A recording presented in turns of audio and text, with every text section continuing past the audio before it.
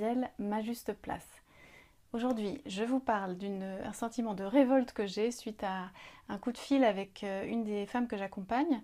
On a eu un coup de fil d'urgence parce que sa fille a été hospitalisée hier soir, donc on n'a pas pu avoir la séance comme c'était prévu aujourd'hui. Mais je lui ai proposé qu'on se parle un quart d'heure au téléphone. Et en un quart d'heure au téléphone, on a parlé de deux choses, dont une dont je voudrais vous parler aujourd'hui. C'est que cette femme, qui travaille avec moi depuis plusieurs mois déjà, manque beaucoup de confiance en elle et a souvent tendance à se dire c'est ma faute, les choses qui arrivent sont ma faute.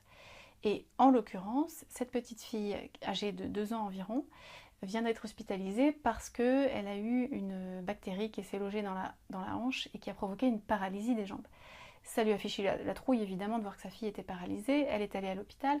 Aujourd'hui, elle est rassurée parce que ce n'est pas grave, mais il faut quand même un traitement et puis la petite fille souffre le temps que ça passe.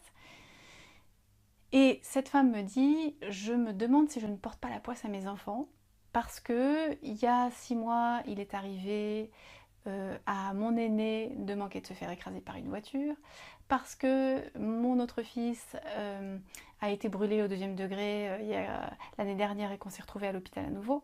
Et elle me cite les cas de petits bobos, j'appelle ça des bobos infantiles, qui arrivent à très grande fréquence entre les âges de 18 mois et 6-7 ans, mettons.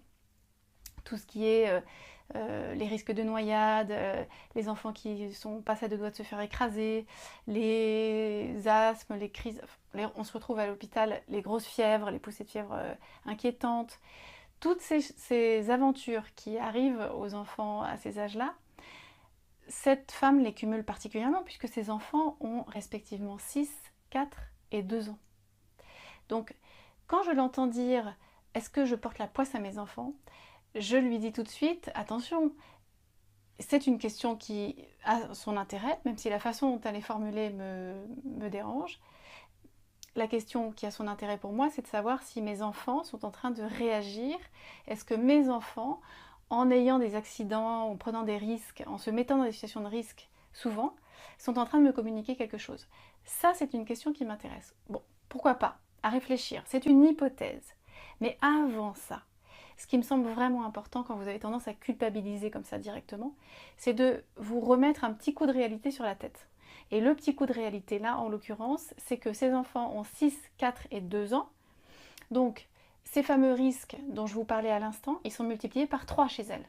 Pas étonnant qu'elles se retrouvent un peu plus souvent que les copains à l'hôpital. Première chose. Deuxième chose que je voulais vous dire, c'est une femme qui a une façon d'éduquer ses enfants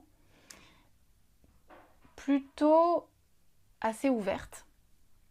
Et notamment, c'est quelqu'un qui va être assez loin des standards de notre société, à savoir le fait d'être tout sécurité, tout protection, et qui revient souvent malheureusement à contrôler l'univers des enfants. Combien de fois je regarde dans la rue, ne cours pas, ne va pas là, reste près de moi, et qu'un enfant a besoin, envie de faire des expériences par lui-même et qu'il n'y a rien de plus pédagogique que ça. Alors le tout pour l'adulte est de doser entre les expériences qui sont entre le risque associé à chaque expérience que l'enfant veut faire. Moi j'ai eu la chance d'être élevée notamment en vacances par un oncle qui nous emmenait, toute la bande de cousins, tous les étés, bricoler dans des rivières, dans des champs, et on avait chacun des coupes-coupes dès le plus jeune âge.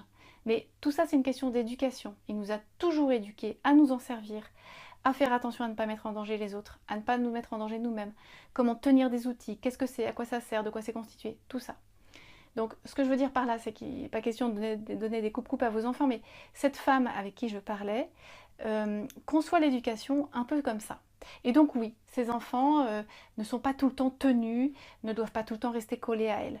Et c'est normal qu'il arrive des choses comme ça à des enfants petits. C'est absolument normal. C'est l'inverse qui n'est pas normal.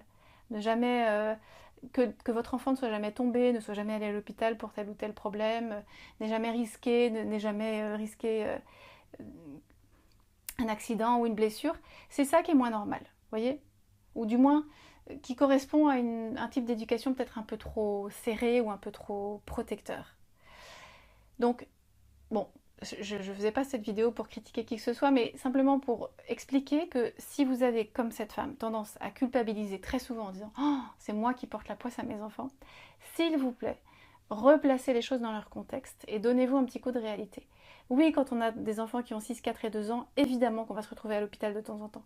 Et oui, quand on donne une éducation large, où on encourage ses enfants à prendre des risques, à faire des expériences par eux-mêmes, évidemment qu'on s'expose à ce qu'ils se blessent, etc. Mais du moment qu'on contrôle un minimum les risques, c'est pas grave en soi. Et il se trouve que là, on est dans un pays, dans un contexte où on est soigné très très bien. Et cet enfant va s'en sortir très bien. Elle s'en sortira encore mieux si sa mère se déculpabilise et s'ouvre au flux de la vie plutôt que se fermer en disant c'est ma faute, c'est ma faute, c'est ma faute. Voilà une minute du lundi un petit peu particulière que je fais sous le coup de mon émotion et qui j'espère va vous inspirer des réflexions intéressantes sur votre vie avec vos enfants. Je vous souhaite une belle journée et je vous dis à dans 2 lundis. Pour en savoir un peu plus sur qui je suis et ce que je fais, je vous invite à venir faire un tour sur le site internet majusteplace.com. Il est mis à jour chaque semaine. Vous y trouverez des minutes du lundi sous l'onglet blog. Vous y trouverez un peu plus d'informations sur moi sous l'onglet à propos. Et puis je vous invite à me demander une séance gratuite sous l'onglet séance offerte et à venir me retrouver sur ce fauteuil avec un bon café pour m'expliquer votre situation et voir comment je pourrais vous aider. À bientôt!